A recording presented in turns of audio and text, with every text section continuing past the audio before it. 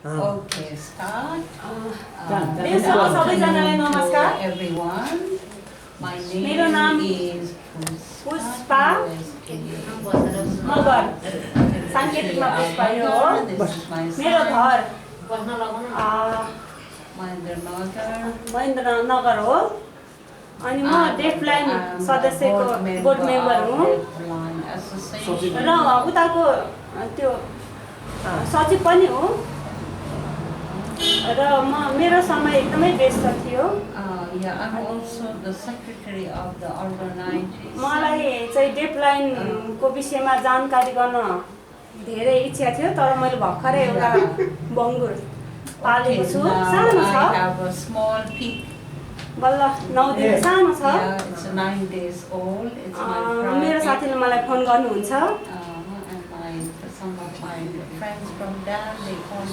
म चाहिँ त्यो स्कुलभित्र डेफलाइन कतिजना छ भन्ने कुरा चाहिँ मलाई पक्का थाहा छैन। तर मैले सुनेअनुसार छ भन्ने कुरा चाहिँ मैले सुनेछु। आँखा अलिकति कमजोर हुने भन्ने कुरा उनीहरूलाई भन्न चाहिँ अलिकति लाज मान्ने जस्तो पनि छ। तर बिस्तारै बिस्तारै म सोध्नेछु। मलाई इच्छा छ त्यो विषयमा। उनीहरूको नाम पनि कलेक्सन गरेर फोन नम्बर पनि सेभ गरेर राख्नेछु। जम्मा 11-12 जना जति होला सायद हुन सक्छ। मेरो घर धनगढी ददेलधुरा त्यहाँ 3 ठाउँबाट from the nearby district. Darchula 4 Koshi 5 सबैजनाको रिपोर्ट अनुसार कुनै अब उमेर ठुलो कुनै सानो त्यस्तो छ भन्ने मैले सुनेको छु। अनि त्यहाँ उनीहरूले चाहिँ अलिकति वेटर तालिम पनि गरेको छ भन्ने कुरा पनि सुनेको छु। आँखा अलिकति कमजोर छ भन्ने कुरा पनि सुनेको छु। डेफलाइन नै हो भन्ने कुरा मैले अलिकति पक्का गर्न सकिनँ। नाम चाहिँ मैले बिर्सिएँ।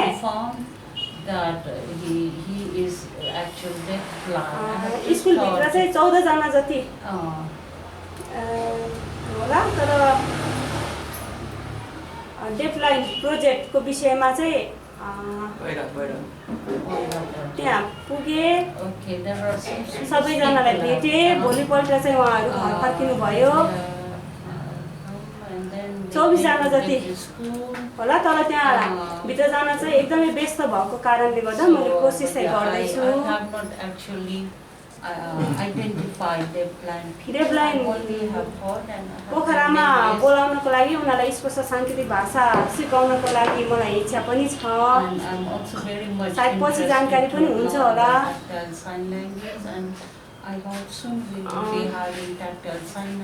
कोसिस गर्दै जाउँ।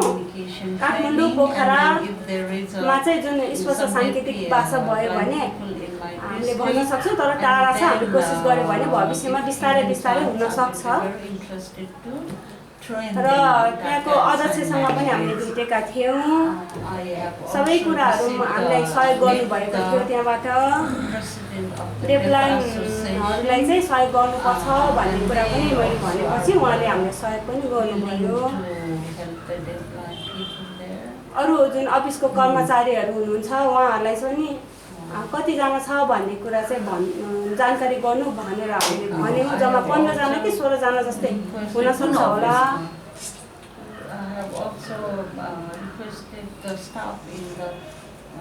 अनि घर चाहिँ उनीहरूको एकदमै टाढा टाढा अनि उमेर पनि अलिक बढी भएको कारणले आँखा पनि अलिक कमजोर हुने नदेख्ने त्यस्तो। अनि